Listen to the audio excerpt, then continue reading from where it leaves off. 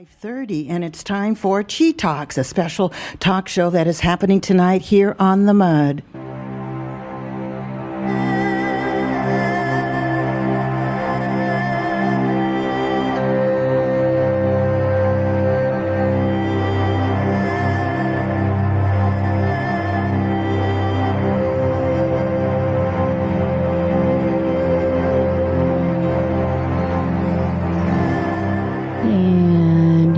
Listening to KMUD, the Mud Community Radio, here at 91.1 FM in Redway, California.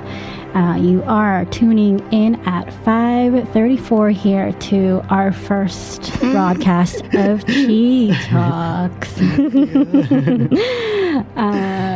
Chi Talks, you're here with Javier here in the studio. Hey. And myself, Nona, here, and our wonderful engineer, Dennis, over in Studio C. Thank you, Dennis. And we are going to be joined later by 3 special guests, and we'll be introducing them soon in the show. And our plan for our show was going to be to gently introduce you to the wonderful world of Qigong and Tai Chi, which Javi and I have been practicing for 10 or 11 or more years, and for myself about 4 or 5 years, respectively. But I'm nodding my head because people can't see, but yes, I'm in with light you, of agreeing with you. Yes. We were going to. This is a special show just in light of the global situation. Recent situation. So we'd like to set the tone and begin our show by reading a quote that Javi found today on the Council of 13 Indigenous Grandmothers. And I thought it was a nice segue from Agnes's show this past hour or so. Here we go.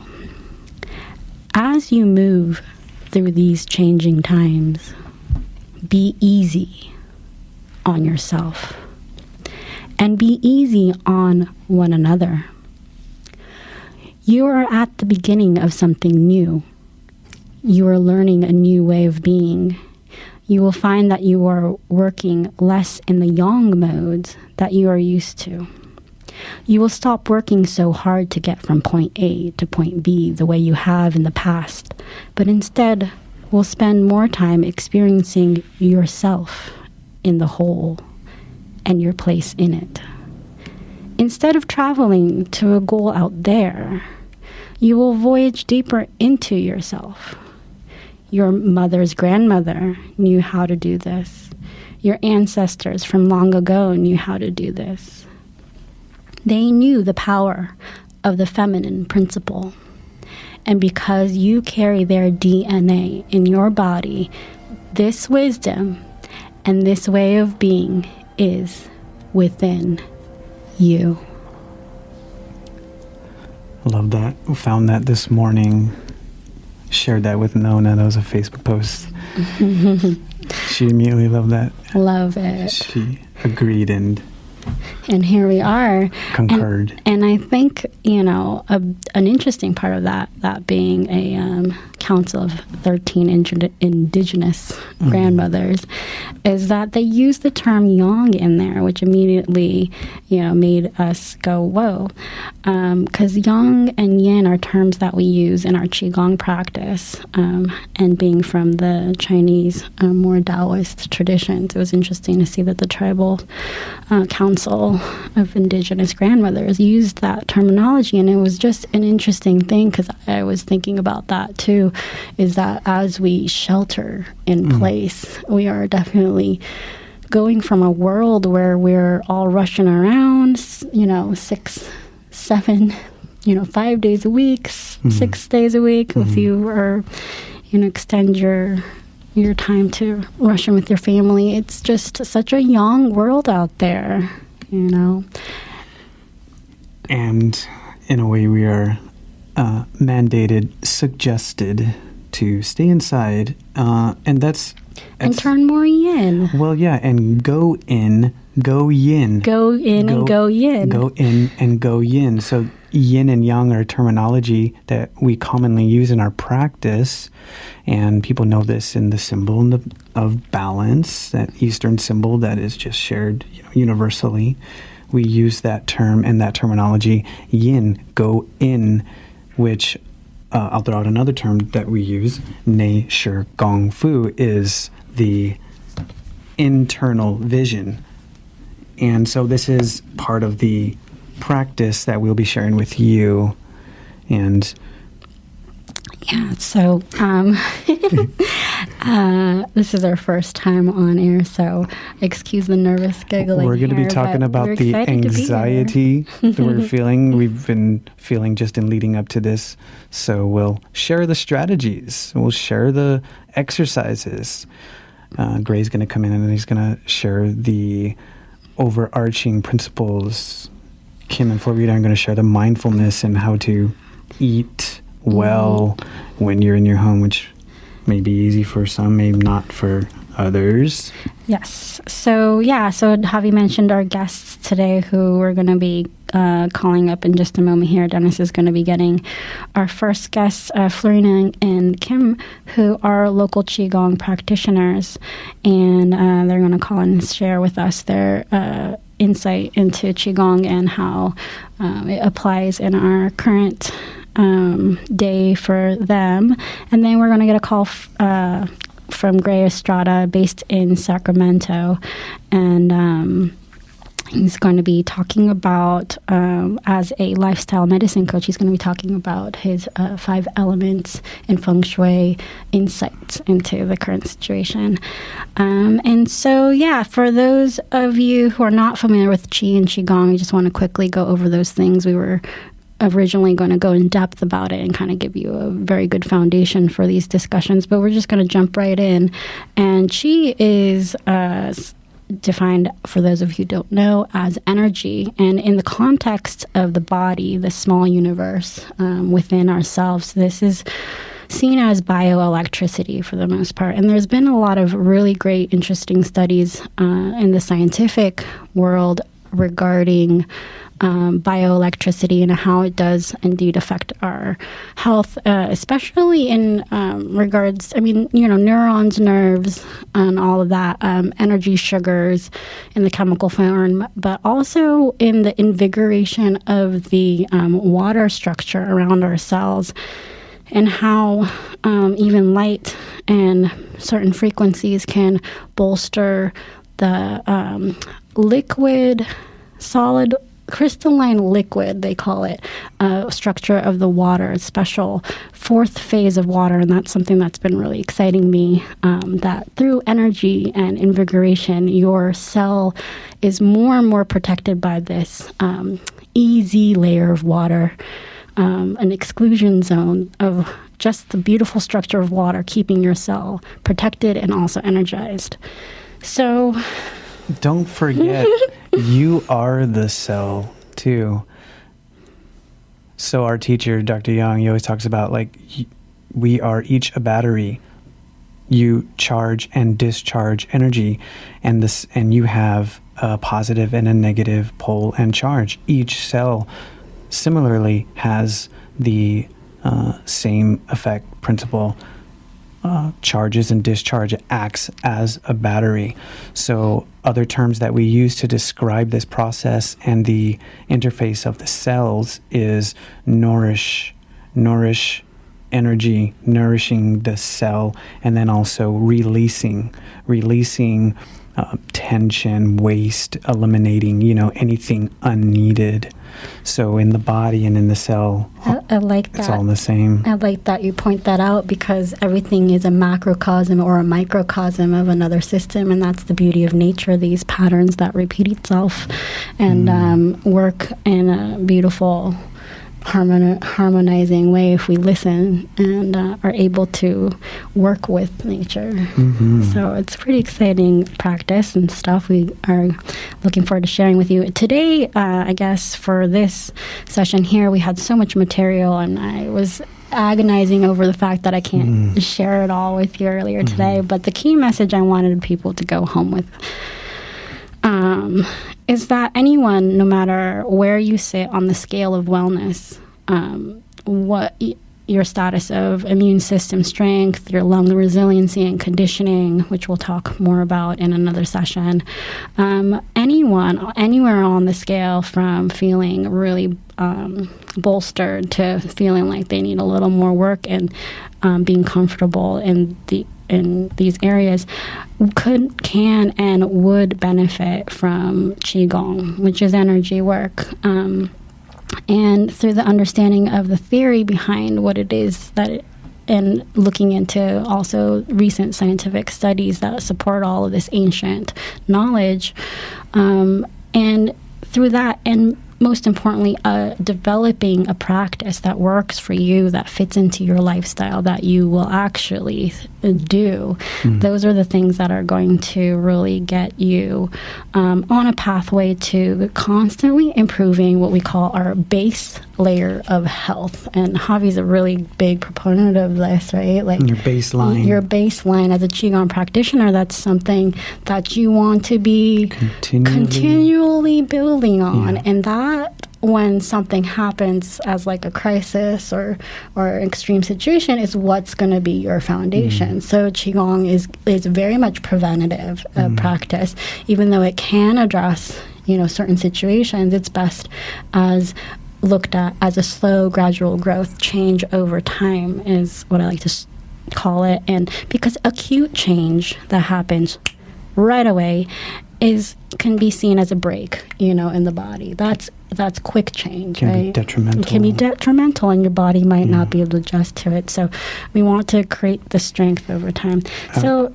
Hopefully we'll be able to send you home with the belief and the curiosity about the practice, and to really help you open yourself to a possible Qigong practice. So I would just add, we got Flurina on the line. I just want to add just what you were saying, just to piggyback off of that, just because you used my name, so I should speak for myself. Well, we are in a state of analysis. We are in a state of analysis and awareness due to a current crisis before us. As Nona was mentioning, you should always be trying to improve your baseline. There are times where something happens, something interjects your flow, your rhythm, and this diversity now it causes you to look now at yourself, at your status. So I'd like to just go into a few different classifications of your status. We were talking about strengthening and constantly improving your baseline. There are also statuses of rehabilitation and recovery. There's also prevention, which is what we're focusing on today. And then there's also maintenance. So while we are all in this current crisis together, these are different states that we can find ourselves all in.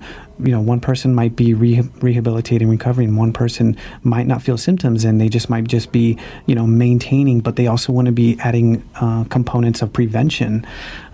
So something to think about. We're going to definitely, the strategies we're going to continue with, and the guests are going to talk about, are going to shed light more on these topics.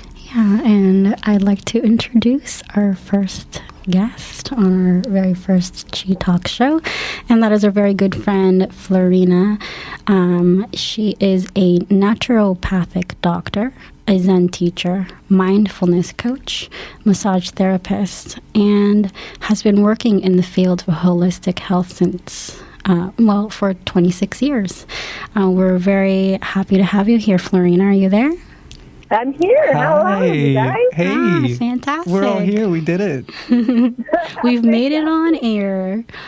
We've been talking with Flurina about our radio idea since January. So she's been there from the start with us since it's the conception of the idea. Our good friend Ruby, who you hear on air sometimes, she was the one who planted the seed. So I'd like to thank her as well while I'm here on air. Yeah, so Flurina, you teach Qigong and mindfulness as well as have your bodywork practice in Garberville locally. And you've been here for a while spreading the word, the good word of Qigong. Yeah, and I really, earlier when we were talking this morning, I really was intrigued by Flurina's story. So Flurina, I'm wondering if you would be willing to share your story with your health and the unique perspective it gives you on Qigong. My health story is quite long, but I'm taking a little chapter out of it. And that chapter is my lung chapter. I've been born with not a whole set of lungs. I have almost half of my lung tissue is missing since birth.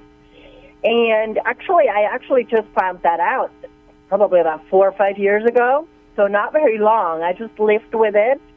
I've had a lot of asthma, a lot of bronchitis, a lot of pneumonias, always short of breath for sure. But I just kind of went through with it. And it got worse and worse, though. I started to have at least one pneumonia a year and just really took me down. But I have to say, since I started Qigong practice more intensely, I had no more pneumonias. How good news is that?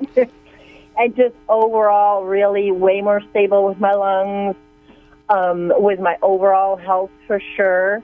And, I just wanted to mention that because Qigong is just very, very powerful because I think one of the components why it's so powerful is because you're using your mind and your body, right? Mm-hmm. You're not just either go to the gym and exercise, which, hey, that's a great idea too, or just sit at home and meditate. You're really combining both of these elements of mind and body together, and that's, I think, is one of the reasons why Qigong can be such a powerful tool of healing. Next to, of course, being rooted in the Chinese medicine with, an incredible amount of wisdom behind it and experience of 4,000 years, right? Mm-hmm. So, yeah, fantastic. It definitely helped me a lot.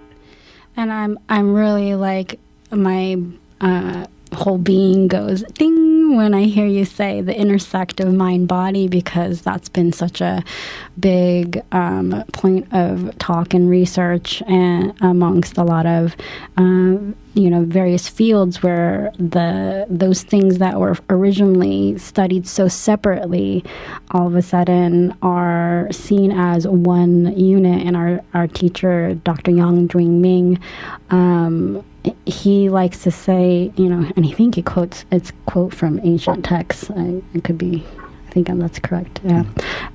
Two is one is two, and it's this very philosophical point, but it comes up over and over and over in our practice that when that is indeed the case. And so we have this intersect of mind body. Can you talk more? I think you were talking about how being a body worker also gives you access to that, and what the importance of that is. Yeah, it's really, why I even become a naturopath, body worker, and Zen teacher, mindfulness coach, is really my own path, right? My own struggle, my own health history, and from really all of that together. And I realized that these both components of my spiritual self and my physical self, I had to work on both, right? Mm-hmm. And I had to somehow bring it together. And so that wasn't always easy, right? But I just really, that's where I started to harvest the fruit of my practices when I brought both of it together. And it's just wonderful to see also when I work with people, to see when you work on the body and the mind starts to realize why perhaps a certain pain is there, the pain can release, and the other way around, right? When we feel like mentally in a lot of suffering, when we realize how's the body connected, it's just a wonderful thing. It's really it's one thing, and we're not living like that. We're still living separated mind and body. And I think that's why we see a lot of problems we're having. And not just our own mind and body, but how about the connection to nature, right? We're just part of it all. We're not these separated little things walking around on this planet. We're really we're just one little thing out of a huge universe. And how well can we fit in, I think, is really the question. And for me, the time of this virus coming in and everybody's just being shooken up because we can't live life as we used to is, first of all, really, really hard. Creates a lot of anxiety, uncertainty. But at the other hand, I really want to encourage everybody to look at what is it telling us? What is the message here? And what is the message for you individually, right? That doesn't mean that it's for everybody the same. And I love that idea of it's time to go in. It's time to center. It's time to reconnect with what's essential. Yeah, totally. And I think that, a friend of ours actually said, well, actually, for us, we don't have to, we can stop making excuses for not going out in certain areas. And I think that's, we're such a society where we're expected to be active and social and doing things and proactive that we don't recognize that going in, staying put, and working on ourselves is part of the equation of that work. Right. And, we used to be seasonal creatures, and we used to have a time in the year when we would slow down, where we would hunker down and shelter in the winter time period, and we probably have a lower level of activity. We'd probably be more meditative and reflective. It's around those spiritual times of the year is also the new year, that time when it's not just a day or two or, a week where kids are off, but then it's crazy because everyone's, celebrating being off also, but it's a time to just reset. And I don't think our society quite has those seasonal fluctuations in activity levels. And so this side effect of hey, actually, what benefits can we gain from this situation? So yeah, Flurina, thank you so much for sharing your input. Can we ask you if there's any final words you'd like to say, and also to follow up on that, where we might be able to find you, what you're working on currently? Yeah, of course I had to close my bodywork practice, but I started to, and of course teaching Qigong and other classes in person, and I just jumped in and thought, let's just try some Zoom.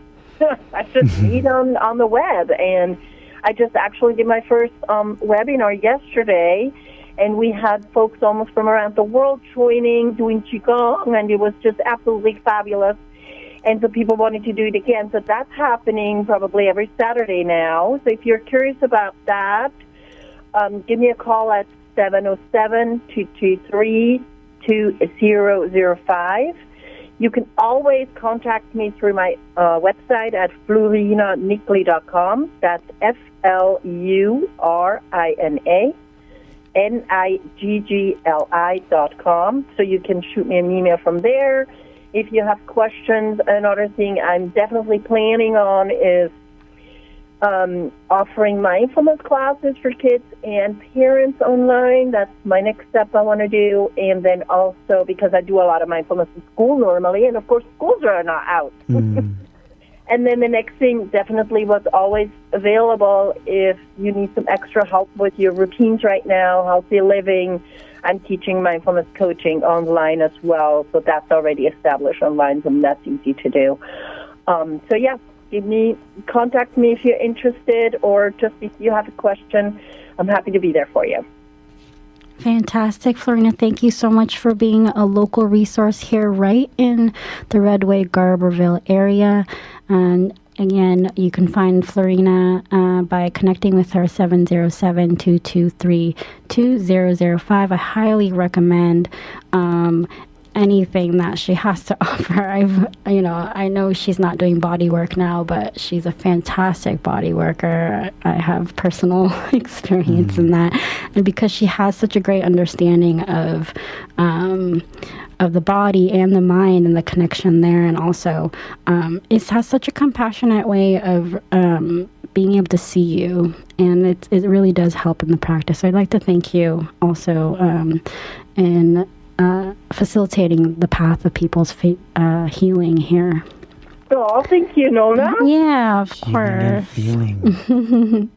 So we are coming close to the top of the hour. It is 5:59, and I need to read the official paper.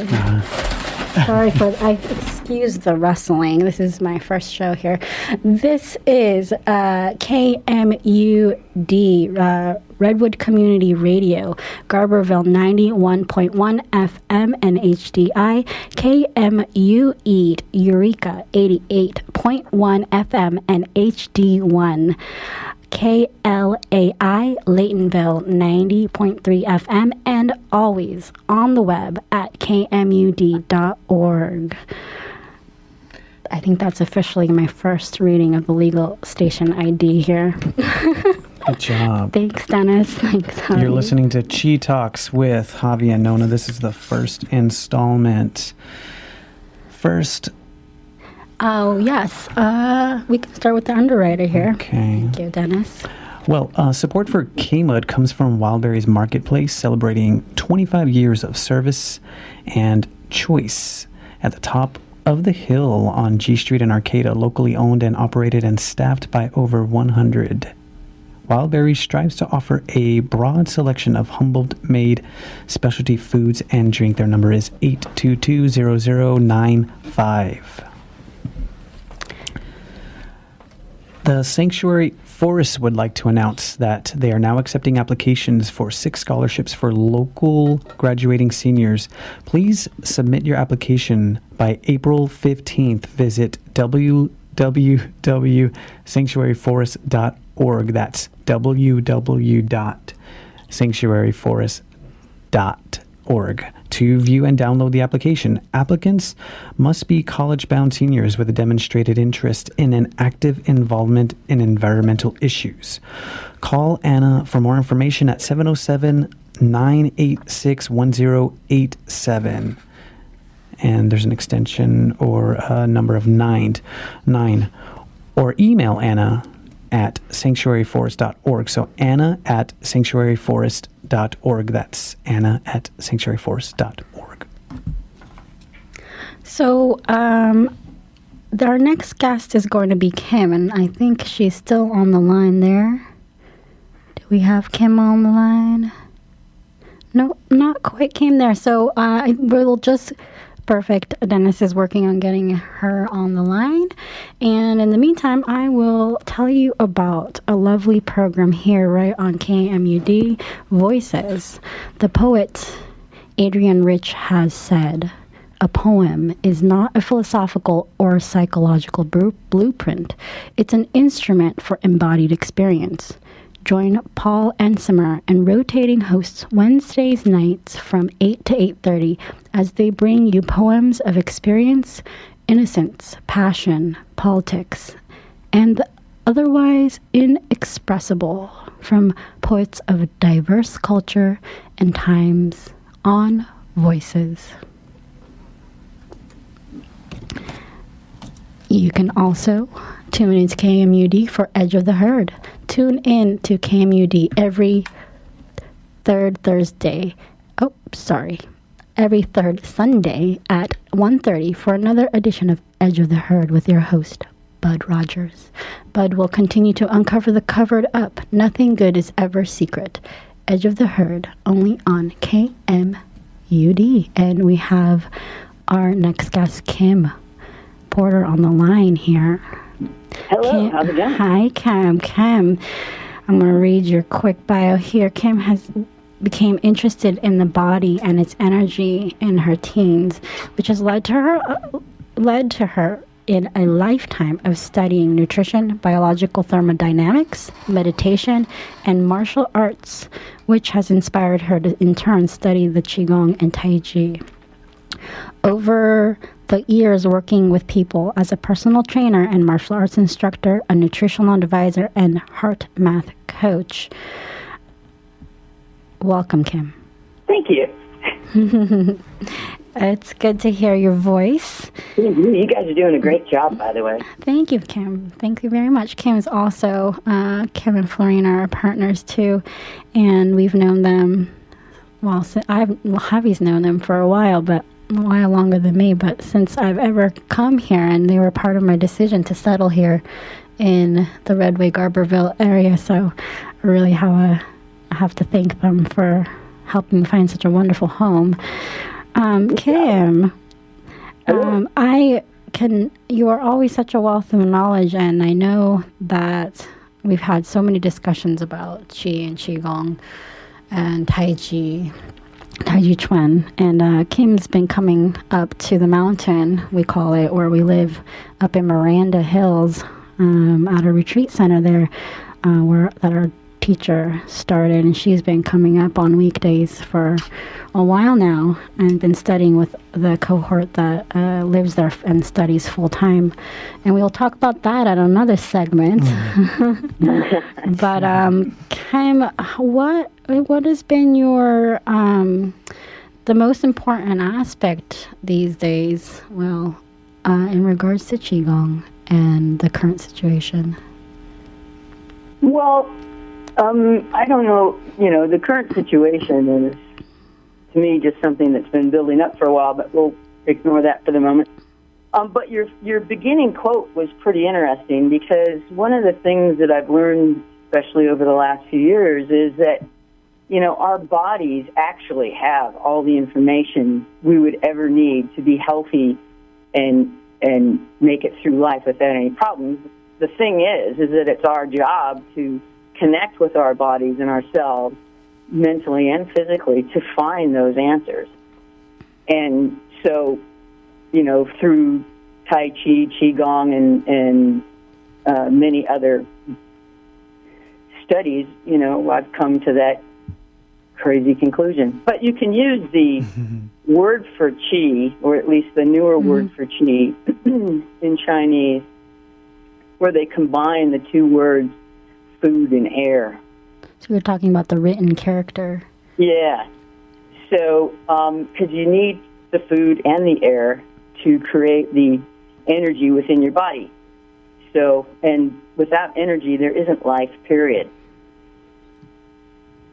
So, you can look at you could take a turnip, for instance, and you could take what the turnip's made of, just what it's made of, the stuff, the chemicals and the material minerals and everything, and you put it on the table, and it doesn't look anything like a turnip. And it probably doesn't taste anything like a turnip either, because you haven't injected life into it, or not injected, but there's no life in it. So it's this idea that you have the material turnip, and then you have the energetic turnip there. That the turnip itself has what we call our different, the same as people, the different bodies possibly. To a certain degree. I mean, there's, interesting functions that do encompass all living forces. But so when you take that into consideration, everything you put into your mouth, whether it's food, water, or whatever, and then everything you breathe, that's what's making you able to move around. That's what your body converts into energy. And so it immediately becomes pretty obvious that if you're eating a really clean, healthy diet, you should have a pretty healthy life. But if you're eating foods that aren't something that our body recognizes, which is mostly all the high-processed foods, you become not so healthy pretty quickly. And I think you can look around in society and see that without too much debate. Yeah, definitely. I think more and more people are starting to awaken to this food as medicine concept that, yes, they were literally putting the building blocks for the making of your body into you as you eat. And so, some of that is definitely has to feed the psychology too. There's pleasure foods and what's it called? Foods from your childhood, nostalgic foods and comfort foods. But in the end, looking at what are the building blocks for cell regeneration, and I've been talking a lot with Javi about cell regeneration, and really seeing Qigong as a way to boost your natural body's ability and function of replacing its own body cells, which it continually does every moment of the day.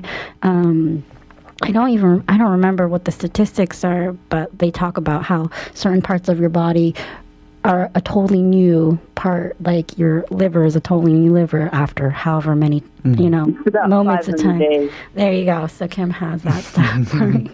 I don't have a head for those numbers, but you are not who you were 500 days ago. Yeah. Well, your liver isn't. Your liver isn't. There you go. Different parts have different rates, right? Yeah. So it's like, what you're saying is like going back to the very basics and to somewhere we have, who is putting that food into you? Only yourself. I mean, unless you're a baby or a toddler or needing assistance. But like in the end, you do have some power over that for most of us. Sure. Mm-hmm. And even, like you said, you were talking about water. Well, water has probably been the most understudied thing in the world, and now they're coming out with some really interesting stuff, like the fourth structure of water, or the fourth phase of water. And, we're made up of water, such a huge percentage of water, and to be drinking water that's full of junk doesn't really make much sense. You need that to keep you healthy. And so if you're drinking something that has chemicals in it that your body doesn't know these chemicals, your body doesn't even know how to deal with these chemicals. It actually has to find ways to get the chemicals out of your body, or that packs it in places that to try to store it. Definitely. Your organs are working really hard for you, and most of the time, maybe you don't notice it because they are in full function and doing their job. And but all that takes energy, right? All that takes energy and resources, and over time, it could get taxing. And also, if some other influence comes in and requires your energy to be directed there, requires your resources to regenerate cells in a different part of your body, say your lungs, because there's some other factor there that requires your whole body's function to, all hands on deck. Then if you're also putting in other substances that require your body's energy, materials, and attention, then, you're setting yourself up for fighting more than one fire at a time. So exactly. So could we say, in tying this back to Qigong and strategies, this is a real world application of Qigong study in the study and the strategy of obtaining water, drinking water, and hydrating the body and the cells. So people talk about, warm water with lemon in the morning. Nona and I just recently learned about ingesting what kind of salt? Either Celtic sea salt or Himalayan salt, anything with a mineral content. And right before you drink water. Right before you drink water, you can put a little bit of that in your mouth, and what it does is the minerals are what help pull the water into the cell. So you can be drinking tons and tons of water. They talk about electrolytes and such, but I think even better is this salt. And what the I think it's a naturopathic doctor from Australia who talks about this, Barbara O'Neill. She talks about doing this practice at her detox center. She runs a detox retreat center, and lots of people go through in order to detox from whatever it is that they need to, and they find really good results. But this salt, the reason why it works well is that it has the same mineral content as our oceans, and just the copy of nature and having that same balance of minerals within you, and it just happens to be the right formula to keep you healthy. We evolved alongside and came forth from the ocean, and it's just so beautiful how it works out that way. Oh yeah, it's the body, and living life is fascinating, actually. Then the more you get into it, the more fascinated you are by it. But yeah, the minerals and the nutrients are super important, and if we're denaturing the food, then our body actually has to find those somehow to, digest the food. And so you help people find that rebalancing through diet and lifestyle. And I'm going to have to ask you to give people your contact information, because we want people to be able to get in touch with you. Sure. My email is kporter3124@gmail.com. And currently you can call me on 707-223-6606 for any questions you like. Thank you so much, Thanks, Kim, for joining us here and bringing us back to basics. It's like, sometimes we hear this, hydrate, or eat well, or, but what does that really look like for the body and for our energy? And it really is great to get back to it and really understand what it is that we're talking about. So, sure, no worries. Yeah. One of the things that we desire for people and for ourselves is to integrate these strategies and these practices into your everyday life to the point where you are regulating without regulating, which means that it becomes habit. And Kim, you know this. You've heard this many times. Our teacher, Dr. Yang, reminds us, to regulate without regulating. Can you make it a habit so that it's unconscious? And if we are doing these practices and these strategies in terms of hydrating and eating correctly, right, it will definitely integrate into our lives to the point where we don't have to make the choice. It's natural. It becomes natural, habitual. That's right. Repetition, eh? You need to support the outside from the inside and the inside from the outside. So, amen. It matters what goes in, and it matters what you're doing on the outside. So that's the yin and the yang. Thanks so much, Kim. No worries. Thanks, Kim. Thank you. I had a great time. Talk to you soon. All right, so before we bring on our next guest, Gray Estrada, we have a couple of cards to read here, announcements for you. All right, well, if you're just tuning in, we're doing Chi Talks here. I'm Javi, this is Nona. The best of Latin music, salsa, merengue, cumbia, bossa nova, samba, and more are all a part of the musical kaleidoscope that is Latino America. Sonando. Jimmy, Maria, Orlando, and Laura bring you their personal perspective every Friday from 1 to 3 p.m. It's probably better that I read that card. I just wanted to hear the music behind you while you were reading it. I could hear it. Totally. So, your 2020 census is in the mail. You've got mail from the U.S. Census Bureau. Californians have started to receive invitations for the 2020 U.S. Census. The Census Bureau urges you to check your mailbox. The envelope provides information for each household to be able to complete their census forms. 2020 marks the first time that most people can respond online. And starting today, Every Californian can now complete the census online or by phone. For more information, you can please visit U.S. Census Bureau website at California Census, CENSUS.org. And it's interesting, I actually took a class in college by someone who worked there, and it's an independent organization, and actually a lot of funding allocations depend on the responses that they get back from people. So it could be possibly important for especially a rural area like Redway here.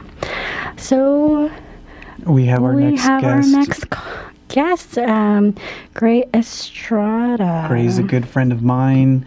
We met on the mountain, as we say, and so he also trains martial arts. He's a lifestyle medicine coach.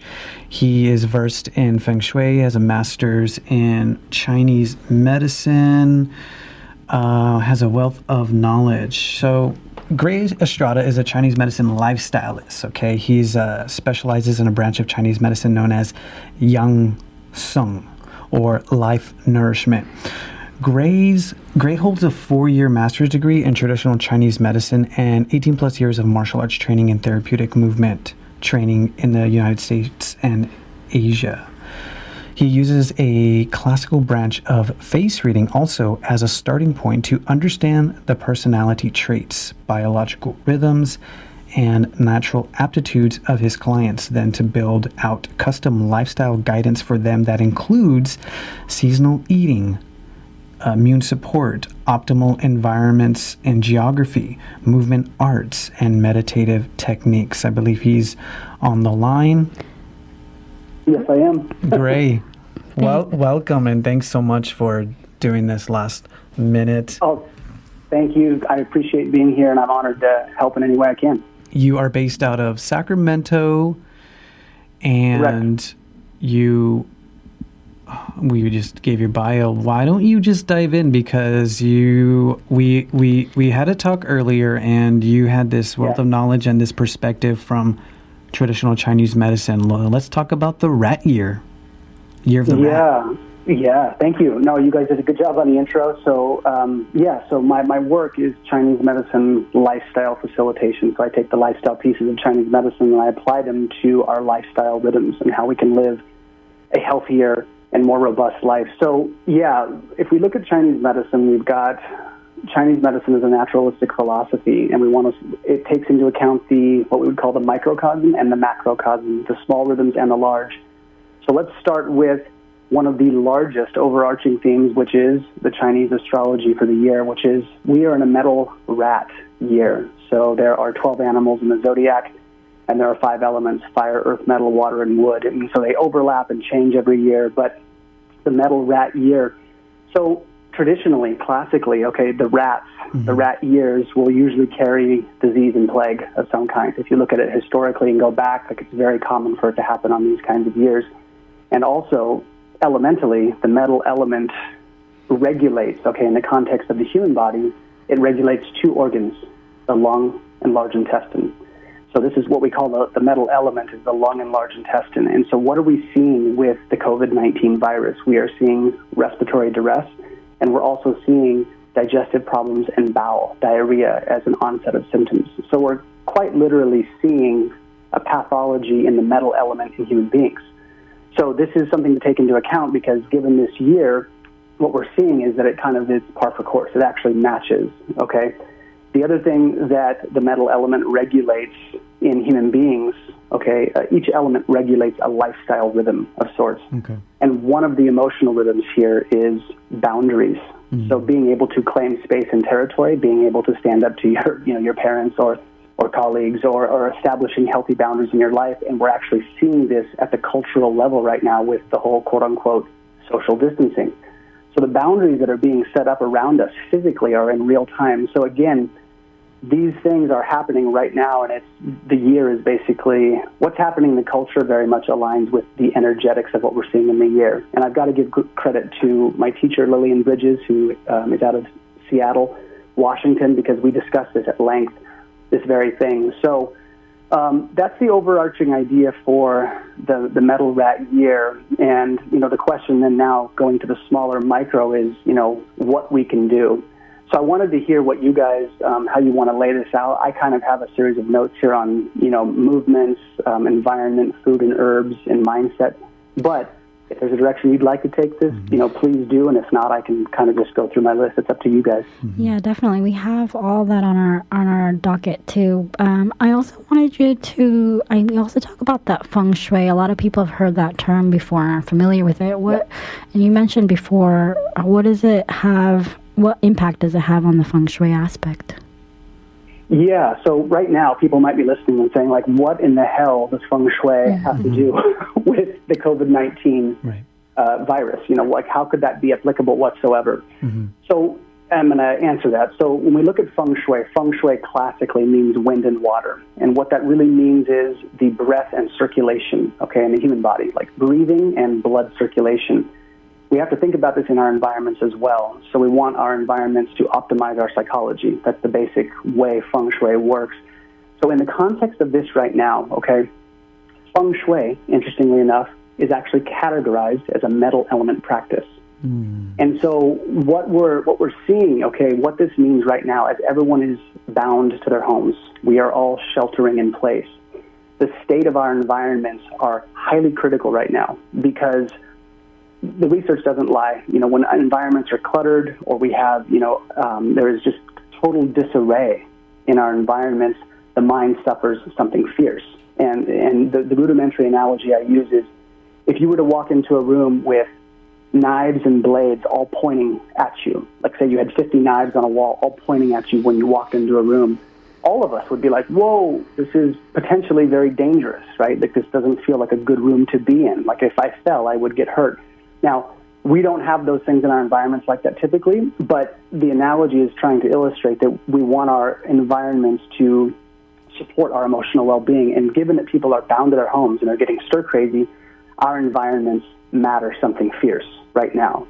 And so feng shui matters right now in the sense that the three primary things I'm trying to get people to understand, that the metal element themes are, one, minimizing clutter. So people are probably already instinctively doing this.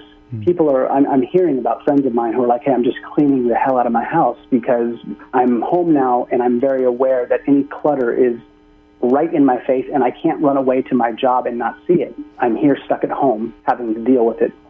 So the first one is just minimizing clutter, getting the appliances off your counters that you don't need, that you're not using daily. If you have extra trinkets and things around you, this is the time to actually trim those things down because the metal element specifically really likes space.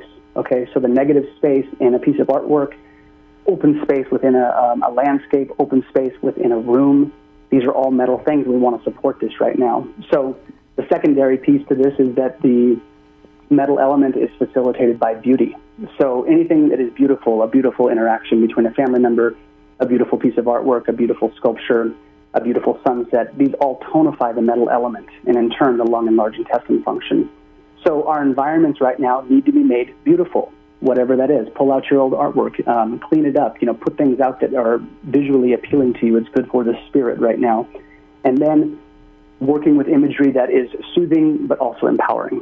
So if you have artwork that speaks to you in that regard, or you have things in your home that you really have a deep affinity for that puts you into a positive emotional state, it really matters right now because everybody is stuck at home. And these are some of the key layers that I think are really important to consider right now. Fantastic. The importance of the mental state, the mind, and connection to health and well-being. And so we go from the mind and then into the body. You were talking about those movements. I need to speak a little bit more about that. Yeah, so in Chinese medicine, each of the 5 elements, fire, earth, metal, water, and wood, each of these elements have an organ correspondence, what they call a yin and yang counterpart. So we're not going to get into the theory of all of them, but what we're going to talk about, as I mentioned, the metal element regulates the lung and large intestine. And there are movements found within the practice of Tai Chi, Qigong, and all of the Taoist movement arts that come out of China. They were notoriously good at remedying lung dysfunction. So incredibly good at treating asthma. People that had wheezing or respiratory problems, incredibly good. So for the people out there that are listening, okay, if they are familiar with Tai Chi, there is a gesture found within all styles of Tai Chi, okay, within a given form. There's a portion usually called cloud hands, and it's a movement that can be done repetitively. And in the context, we talked about this, in the context of a radio show, it's going to be difficult to, talk about how to do a movement without any visual marker. So I'm going to talk about these movements, but I want to plant the seed to the audience that's listening that this week, on my social media platforms, I'm actually going to make a walkthrough video on how to do the movements that I'm talking about right now. So one is the cloud hands movement, okay, which for the people listening, it's a movement that looks like your arms independently cross one another and the body turns and the arms move across, and it's a movement that facilitates, okay, and strengthens and fortifies and mobilizes lung function. So these movements that we can do, basically taking a section of the Tai Chi form and using it as a repetitive sequence, actually tonifies and puts all of the juice, all of the current into the lung organ itself. The second one is something called Santi Shi, which comes out of the martial arts tradition called Xingyi Chuan, which means mind form boxing. And the art is based upon using your intent to shape the body and then, playing with how our intent moves through the body to make the body more robust and more resilient. So the Santi Shi posture that I'll be going into in my platforms this coming week is a standing posture. It's a very basic, foundational standing posture that looks like a fighting posture. But the beautiful thing about these arts is that the internal arts that come out of China, you can turn like a volume switch. You can either turn the dial towards health and restoration, or you can turn the dial towards combat and martial application. And so obviously what we're seeing in the culture right now is that we're going to be turning the dial very much towards health and restoration. We're going to adapt and change the postures a little bit so they are more restorative. And so this standing posture was notoriously well known in China to bolster lung function and to pull people out of very debilitating conditions. So again, this standing posture, it's going to support respiration, spine health, which is a big piece because if the spine gets compressed, the diaphragm doesn't move well. And then it also builds something called zhi in Chinese medicine, which is the willpower. So this standing posture tonifies the kidneys, and I don't want to get too deep into theory, but all of the organs, essentially, they channel various aspects of our being. So willpower, drive, vigor, passion, all of these things are digested by certain organ systems. It just so happens that the kidneys process willpower, and in times like this, when people are very stressed out by the media, everything they're hearing, family members that may be sick, we have to have a strong will. There has to be a baseline of foundational willpower just to keep our mind and bodies on point, if that makes sense. So yeah, these are the two movements that I'll be talking about in this coming week, and releasing that video, which is the cloud hands movement from Tai Chi and the standing posture of Santi Shi from Xingyi. Fantastic. Thank you, Gray. So I know we have a couple more topics that we wanted to discuss, but I also want to maybe invite at this time, if anyone's listening and wants to call in and has a question for Gray regarding 5-element theory and feng shui, any questions you have about that around the home, or and we can continue to chat here and see if anyone dials in. And Dennis is over there on the phones for us. Yeah. That's ready. We also wanted to touch on bringing the... I should probably give out the phone number. Yes. So it's 9707. That's a key component. There's a newbie realization here, as they say here. So if you'd like to call in, please dial area code 707-923-3911. 923-3911. And Dennis will take your call. So, great. Let's touch on this anxiety. Let's touch on the stress and it's a big one. Reducing that. Yeah. Let's get a quick quick strategy. What does that have to do with immunity too? Also, yeah, and we have a caller, so we'll let you touch on that, and then we'll get a caller in. Yeah, absolutely. So I think the baseline, if I was to put this into a nutshell for the people listening, the thing that we are missing and the thing we're not realizing in this current state right now, and it's not being disseminated by the media, there are two, the primary things that are going to destroy your immune system. Okay, one is stress. And stress, essentially, is a fancy word for tension. So tension in the mind, tension in the body, tension in our emotional and spiritual terrain. Okay, so tension of any kind in these areas is going to suppress immune function. So, and with that, I would say that what we would call the lower vibrational emotions of fear, anxiety, worry, dread, panic, all of these things fall into this category that are going to deplete the immune system's reserves. And so this isn't good. And this is the thing that we really have to be so vigilant about right now, is that, yes, absolutely, the things that we are hearing in the media, the things we are seeing on television, it's okay to experience fear and anxiety and worry. But the basic tenet in Chinese medicine is this. Emotions, okay, when we think of that word, like emotion, energy in motion, it's not supposed to stay still. It's not supposed to be static. Emotions are designed to be temporal. They should come and go. And we have to use, our willpower, our intent, our focus to direct our mind elsewhere when the emotions get stuck. So if we're getting stuck into a state of watching the media, which is what the media does really well, you watch the news and you're put into a state of panic and you're just like, oh my God, what do I do? And it's okay to feel that, but we have to circulate it in how we move it. And so, as you guys know, who are trained martial arts and are part of, studying Chinese culture, the bridge between what happens in the mind and what manifests in the body is the breath. Very simple. We can go a long time without food. We can go a pretty decent amount of time without water. But without breath, we are usually, we die in minutes without breath. So breath work right now is one of the most fundamental things that we can do. It's the thing that I would say is the most important, that it's, when the mind starts to get chaotic and just frenetic, we've got to have the breathing cycle come back online so that we nourish the body and get our hormonal reserves replenished, get the cortisol, the stress hormones down.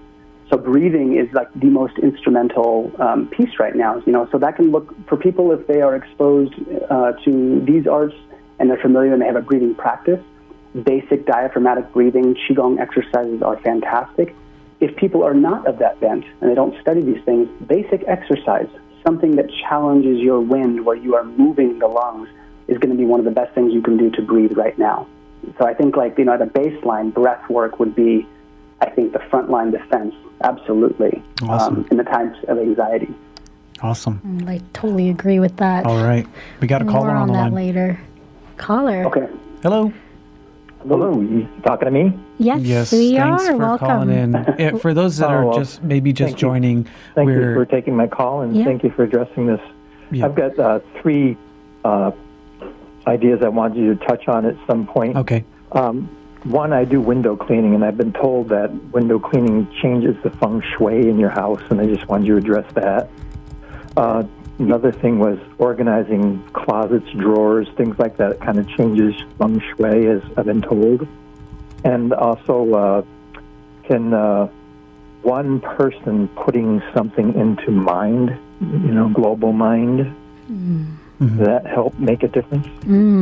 Sort of a global consciousness intention. Yeah, great questions. So the first one, you had three questions basically, and it sounds like there was one about the organizing of closet space, one about kind of the global consciousness, one mind, and what was the first one again? The window. Window cleaning. I do window cleaning. Okay, great. Let's go through that. Yeah. So great questions. So windows. When we think of our home, we want to think of our homes that we live in, the spaces that we occupy. We want to think of them as an outer body, an external body of sorts. They are a symbolic representation of us.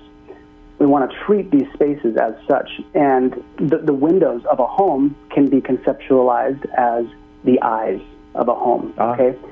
So when windows, this is why I'm always encouraging people in America, if you drive down most streets in suburbia of any town, USA, windows and drapes are always closed. And this is the equivalent of closing your eyes throughout life. This is not a good thing. So we want the windows open for one, so we can see out into our environments. Okay, it's a safety precaution too. If we were living in survivalist times, we want to see what's happening in our environments. It's far safer if we can see out. That's one. Two, it lets in sunlight. Now, the eyes absorb vitamin D, so we need sunlight right now for the mood bolstering effects. Okay, so yes, keeping windows open, keeping them clear and clean, is basically like keeping the eyes of the home, okay, and then yourself open. So, and it's a two-way street. When we treat things outside of us as a symbolic representation of us, we get this sort of reciprocal current. And this is like the cool part about feng shui is that, what's happening externally manifests internally in us. So absolutely, windows are hypercritical right now. So actually a really good point. We should all have our windows open. Our eyes should be open so we can see and feel what's happening around us and allowing that sunlight to come in. And when sunlight comes into a room, the microbial count in rooms goes down. Just even diffuse ambient light, sunlight. The bacteria count in rooms are lower, which is fantastic, especially at a time like this. Mm-hmm. So windows, absolutely, okay, I think are really critical. The second one, the clearing, of the closets. So when we look at closets, we can kind of conceptualize closets and garages and basements and attics as our subconscious, because they are typically out of sight and out of mind, which is kind of how our subconscious operates. So the thing I would say is absolutely clearing out closets while we have this time and we are all unified at being in our homesteads. By, clearing up closets, what happens is, symbolically, is we're sort of unearthing a little bit of our subconscious programming, more or less. Now, this doesn't mean that whatever's in your closet is a direct representation of that, but what it means is if we can free up some of the tension, okay, in these spaces that aren't seen, this in turn frees up those spaces inside of us. And we really need that right now. We need all of those resources available to us. We want to allocate them into the physicality of our body so our immune system is strong. So again, going along these lines, clearing up the clutter, one of the best things you can do, whether it's in closets, whether it's in your open visual space, I think both are fantastic, so I strongly encourage it.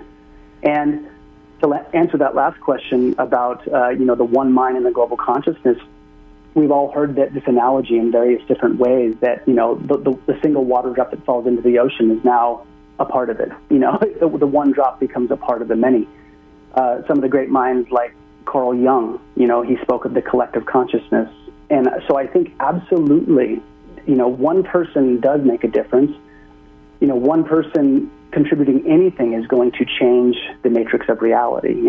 Quantum physics shows this, spiritual traditions say this. So I think we forget that, one person can make a difference. But I think in times like this, it absolutely, it's absolutely critical to put your best mind forward and your best heart forward and your best spirit forward. Absolutely critical. And I think it's, it's a valiant effort we should all be engaging in. Thank you. I'm going to get off the line now. Thank you so much for calling. Thank you for sharing. Thank you, caller. Great question. Great. Thanks so much. Something came to mind when you were answering his question in terms of the closets. Yes. So one thing that I do or try to do sometimes if there's a lot of people that come in and then they happen to leave is open up the cupboard doors, open up the closet doors, shelves in rooms and even actually leave them if they're not being used. I leave them open so that light can enter these small dark spaces. Sometimes I might choose to sage those dark areas too. What's your take on that? And is that a good strategy? What comes up for you? Yeah, no, those are excellent strategies, and those are actually, whether you found it intuitively or done, research in feng shui lineages, absolutely. Even the dark spaces need light. If a dark space cannot get light, it's reflecting light with a mirror into dark places, bringing a candle in for a period of time, lighting sage or smudging with some kind of, incense or doing something like that. And a lot of people, I think, when they hear these things, they're like, "Oh, this just sounds like New Age, woo-woo, ritualistic stuff." And I hear that. And I was one of those people for a long time. And the thing to keep in mind is this: it's more about intention. Okay, so everything in life is about intention. It's how we intend our mind into spaces. That is the practice, because as we do that, it puts us into relationship with creation, creativity, right? Insight, growth. So by doing these things, right, you could say, like on Western science, on paper, are we really, truly changing anything? Maybe, maybe not. But the dynamic is that's not what we're focusing on. What we're focusing on is engaging these types of little practices and doing these things that changes our mental relationship to our personal spaces. And that's the thing we want to think about. We walk into a space, when we see something, a person has a mental and emotional association with the things they see in an environment. And whoever comes in, it's going to be a little bit different for each person. This is the art of life and living.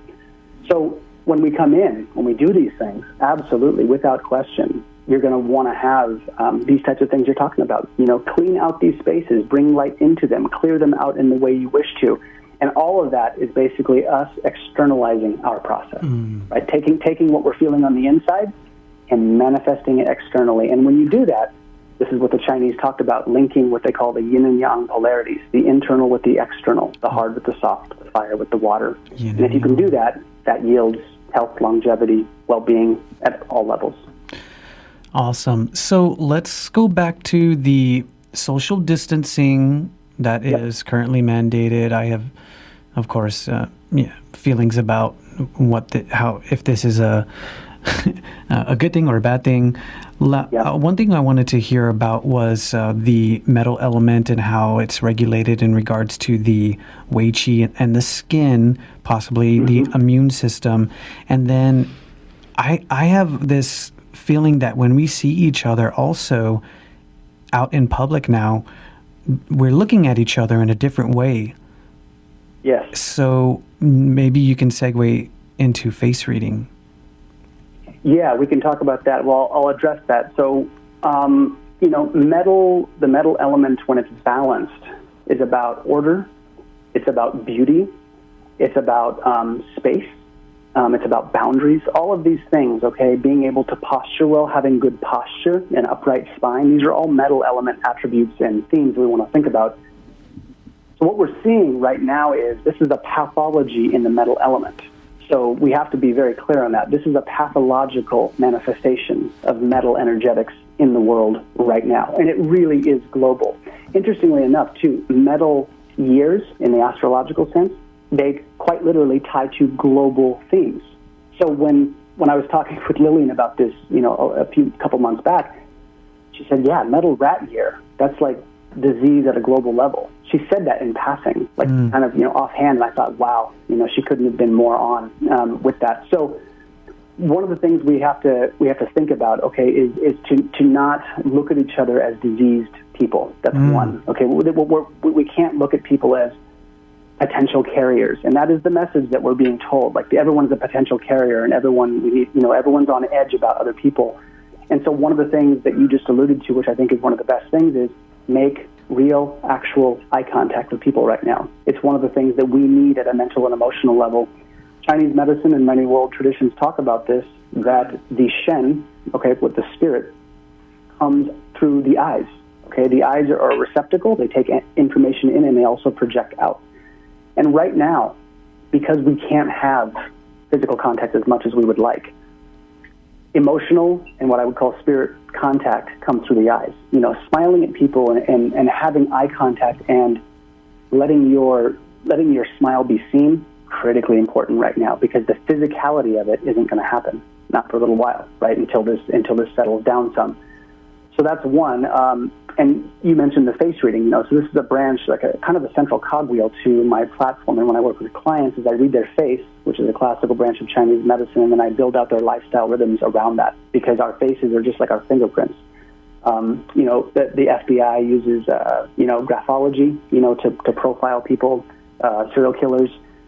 Law enforcement uses body language. They read body language to see if someone's lying. So we want to think of face reading as not some psychic fortune-telling thing. It's a form of profiling. So when we're looking at this, okay, and we had talked about face reading before, there are some key areas on the face that are going to relate to the metal element, and specifically immune function. So I'm going to say right out of the gates, people right now that have these square, wide, sort of angular jaws, the people with the wide faces, a person like Gwyneth Paltrow is a good example of like a square jaw. Minnie Driver has an amazing wide metal face.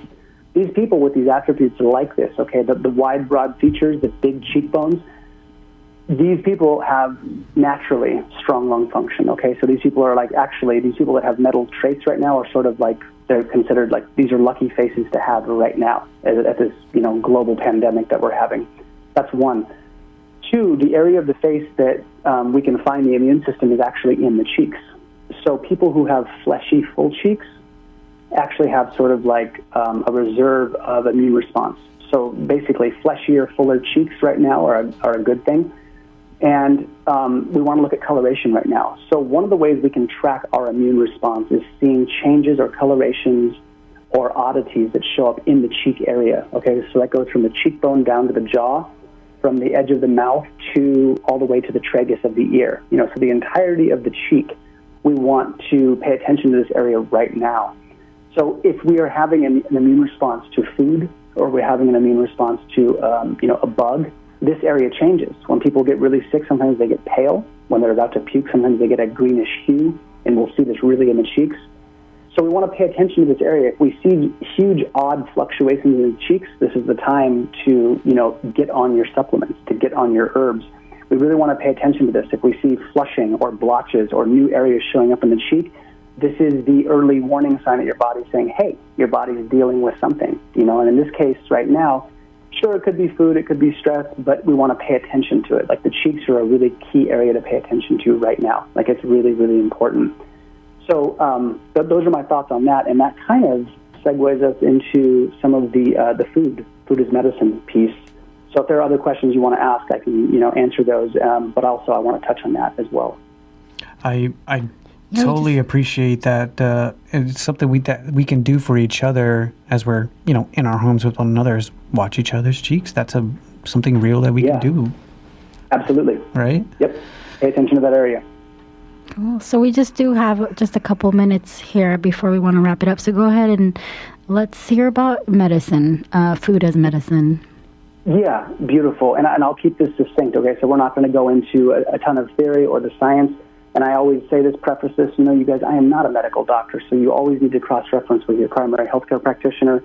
And what I'm providing here is just educational content, okay? So I'm encouraging people to do their own research. But currently, right now, there is a drug called Kevara, which is used for arthritis. And I'm not fully clear on the constituent components of this and the compounds and how it works, but it down-regulates something called IL-6, okay? And why this is important in response to COVID-19 is because COVID-19 upregulates IL-6, and IL-6 is when that happens, there's a huge inflammatory process in the lungs. So what they're finding is right now this drug Kevara, okay, which uses for arthritis, down-regulates IL-6. So a lot of people are like, great, if I don't have arthritis, I can't get a hold of that. So what we can turn to are the foods and the supplements that down-regulate IL-6, okay? And what this means basically for, the layperson is all of the things I'm about to list here are lung protective, lung tonifying, which is critically important. The lungs are the basis for the immune system in Chinese medicine. So I'm going to go through these lists of these things. People can take notes, or whatever, but I'm going to go through them. So ginger is one of the best foods. It bolsters digestion, and in Chinese medicine, digestion and the lungs relate. So ginger is a fantastic food. Kiwi, okay, kiwi is one of the most protective foods for the lungs. So I've seen people who have been lifelong asthmatics who have spent a couple months just eating kiwi consistently, and their asthma improves something fierce. So kiwi is fantastic. The next one is turmeric. Okay, so it's a great time to use that in curry. The pigment, that bright orange pigment that we find in turmeric is incredibly important for protecting the lungs. Now, going into a couple herbs, which are very readily accessible, especially now while we can still get stuff. One is cordyceps, okay, which is a mushroom. I recommend Host Defense by Paul Stamets line. Fantastic company. He also has something called Microimmunity, which I would really encourage people to check out. So Host Defense is a great resource. Astragalus, okay, classically known as a chi tonic. Astragalus is fantastic for protecting the lungs. The reishi mushroom also can be found through Host Defense, and that's REISHI. And then in terms of supplements, okay, alpha-lipoic acid, very protective of the lungs. CoQ10 is both heart and lung protective, and that's important because the respiration of our lungs massages the heart organ itself. The next one is quercetin, which is also very good for the lungs. Resveratrol, which is kind of a bonus. So if people have red wine and they're drinking a little bit more while they're at home, don't drink too much. That bogs down your digestion and internal immunity. But if you're going to be sipping on alcohol, red wine would be the move, or taking the resveratrol supplement. And then the last one is royal jelly, which is the, what I call the nectar that is fed to the bees to make the queen bee. It's basically the hormonal food for the queen bee, and royal jelly is incredibly good that way. So those are the primary food and supplements that I would encourage people to research and consider exploring. Fantastic. Great. Thank you so much. That's a wealth of knowledge. Hopefully we can get that list from you via email or something. Yes. We can help disseminate that, or people can actually contact you directly.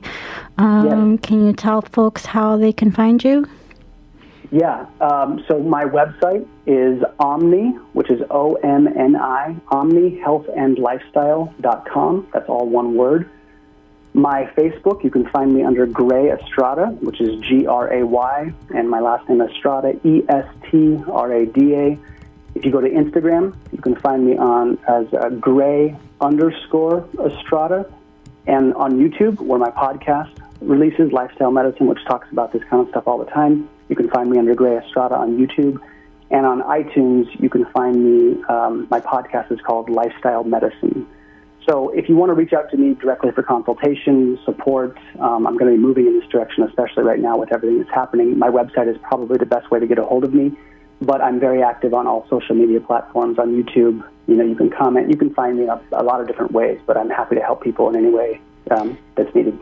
So for the movement, also the two movements that you mentioned, is that a good way, the same place, the website or the YouTube possibly? Yeah, that content right now I'm actually in the process of creating. I'm actually going to do filming tomorrow, and I'm going to release that video sequence, and walking people through those movements. I'm going to release that onto social media and onto YouTube. So those things will be releasing, onto those platforms, which will be a very easy way to disseminate, the information. But this week, that's why I would say, people, if they want to follow me, subscribe to my YouTube channel, Gray Estrada, and you'll be updated. You can do the bell notification and subscription thing, and as those videos come out this coming week, they can be notified right away. That's probably the easiest way. And if you find me on Facebook and add me, you will see my content there as well, and those videos will be released there as well. Wonderful. Thank you so much for helping our listeners get connected with you and all the wonderful resources that you provide. I certainly have been listening and learning a lot. It's a nice wealth of knowledge there, and all very hopeful too.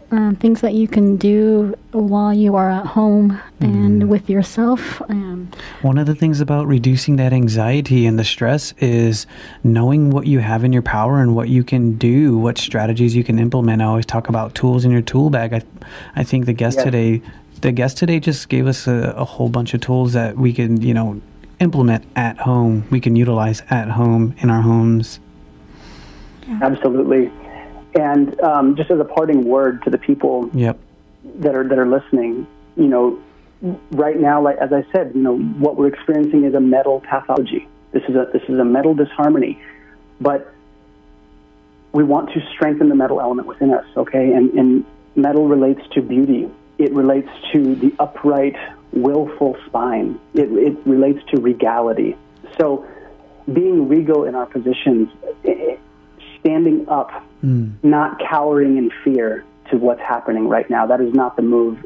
No one will tell you, no one, at a Western science or Eastern science level, fear, panic, dread, and worry don't make any situation better. It's fully acceptable to experience them, but to feed them doesn't do anything good. So what we need to get into is connection, beauty, strength, and the metal element also regulates spiritual connection to the cosmos. So things that we can put ourselves into contact with that bring fascination, awe, wonderment, these things that take our breath away, the birth of a child, beautiful things, we need to see this. And we actually are seeing this in the culture right now with the releasing of You can stream and watch the Aurora Borealis for the first time ever. Museums and art institutions are releasing free content, all these beautiful things that are happening, and they're not even hip to Chinese medicine. It's just happening by a natural order. So embrace the beauty. You know, that's the thing. Embrace the beauty and the regality, and stand up tall. We will get through this. The human beings are an incredibly resilient organism. We've been around quite a while, and we're still very young, but we are tough as nails, and people need to remember that. Amen.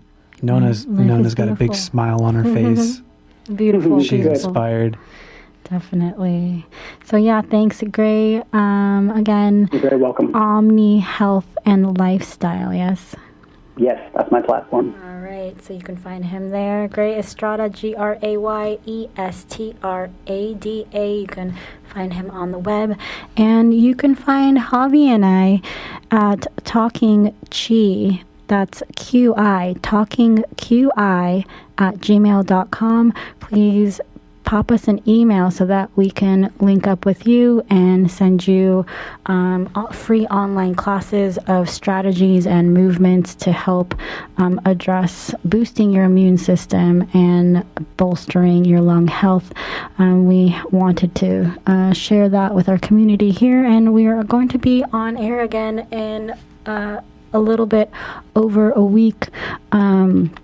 Tuesday, the last Tuesday of this month, Tuesday the 31st, from 7 to 8 p.m., we'll be on air again with our second Chi Talks show.